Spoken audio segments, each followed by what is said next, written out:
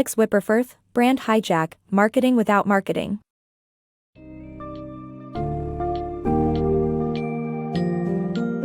Welcome to the new era of marketing, where consumers hold the reins and define brand identity. In Brand Hijack, Marketing Without Marketing, Alex Wipperfürth explores the phenomenon of brand hijacking, as consumers assume control and redefine brands like Starbucks, The Blair Witch Project, and Napster. Discover the 3 reactions consumers have while hijacking a brand: discovery, commentary, and mission. Learn why brands are not inherently hijacked and the conditions that enable effective hijacking. This summary will open your eyes to curious instances and strategies that both consumers and big companies have stumbled upon, or executed deliberately to create successful brand hijacks.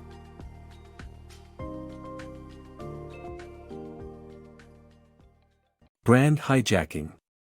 The power in marketing has shifted from professionals to consumers who are now doing more to build brands than expensive advertising campaigns and promotions. This shift has led to breakthrough brands that are either functional gadgets or social badges. Brand hijacking occurs when buyers take over marketing from professionals and define the brand's image, creating a fundamental shift from the marketing department to the consumer. This shift in control leads to increased brand loyalty and often translates into more money for the brand.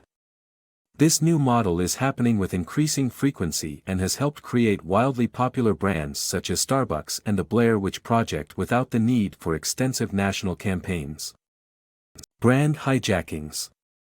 Consumers react to brands in 3 ways: the discovery, for early adopters, the commentary, as a political statement, and the mission, to support the little guy. Marketers do not encourage brand hijackings because consumers are selective and require specific circumstances to do so.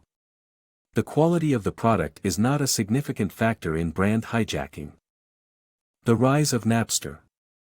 Napster's success story began with college freshman Sean Fanning sharing his experimental music sharing software with a small group of friends, who then spread it to other music fans. Within 3 years, Napster saw massive growth, boasting 80 million users within 18 months.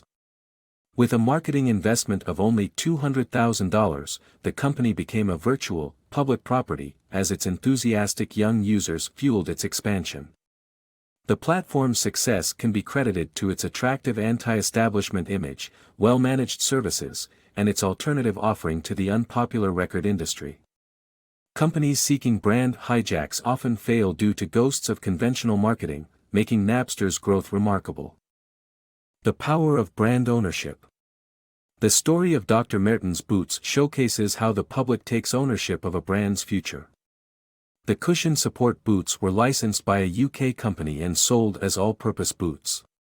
The convergence of cultural elements like the movie A Clockwork Orange, punk movement, and rock band endorsements made Dr. Martens a symbol of punk culture. The boots were seen as customizable and comfortable for making social and political statements. The manufacturer's neutral marketing approach showed that consumers, not marketing managers, are in charge of a brand's success.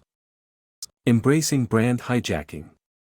Hijacked brands can become a powerful new force, but marketers must avoid killing the grassroots efforts with legal challenges. Instead, they should embrace their customers, find out why their brand has been hijacked, establish a code of conduct, and recognize that even the best things don't last forever.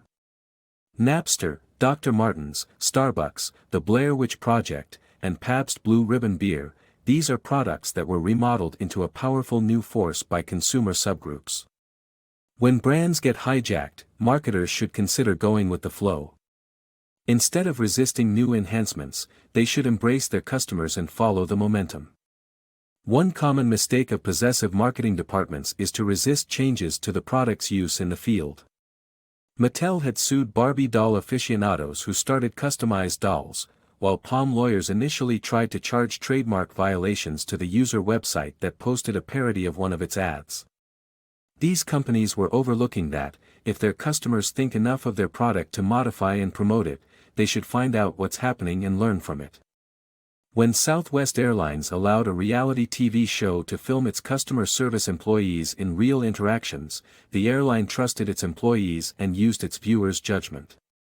The company did not try to kill grassroots efforts with legal challenges. This is a completely different approach from Mattel and Palms. When brands become hijacked, the marketer should establish a code of conduct to bolster the reasons why the brand was hijacked in the first place.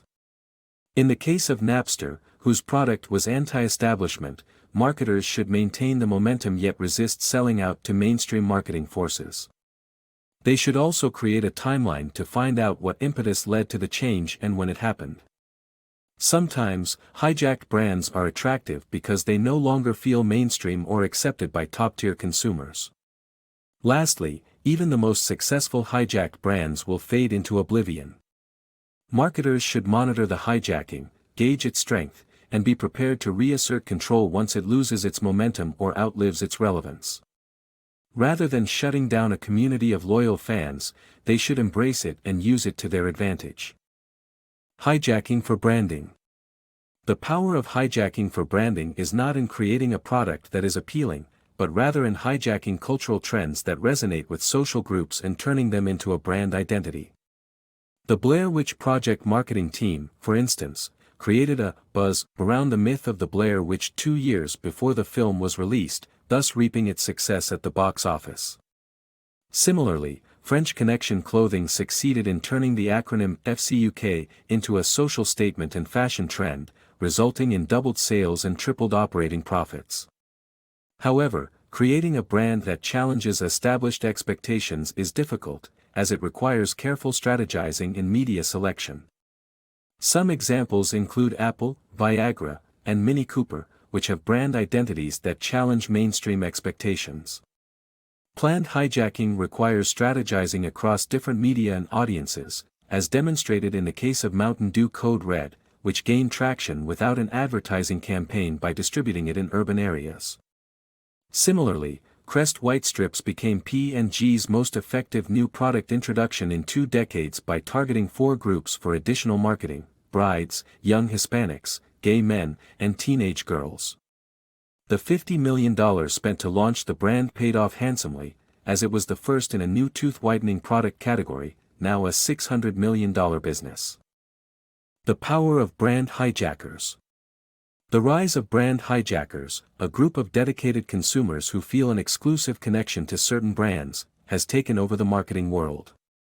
This group of early adopters, self-proclaimed discoverers, and trendsetters consider themselves independent thinkers who interpret meaning and create paths for others to follow. They communicate their insights and create a powerful buzz, or tipping point, which attracts more newcomers. The next type of brand will declare a worldview, not just an individual benefit, and play a meaningful role in people's lives. Consumer devotion must be earned, and it cannot be faked.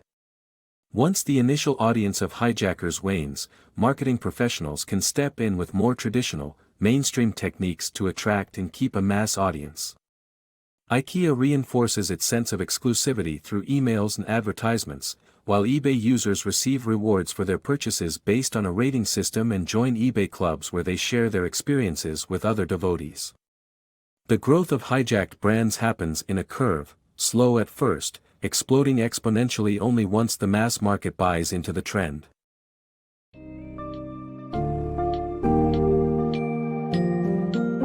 In conclusion, Alex Wipperfürth's Brand Hijack, Marketing Without Marketing, delves into a new marketing landscape where consumers dictate brand meanings and identities. By examining remarkable cases of brand hijacks such as Napster, Dr. Martens, and the Blair Witch Project, the book underscores the importance of allowing consumers to adopt and modify products without resistance. While planned hijacking can be a powerful marketing force, it also faces complexities and challenges. Marketers must be prepared to adapt and seize opportunities, while maintaining a delicate balance between embracing consumers' efforts to hijack brands and preserving brand integrity. Such awareness and versatility will help companies harness the true potential of brand hijacking.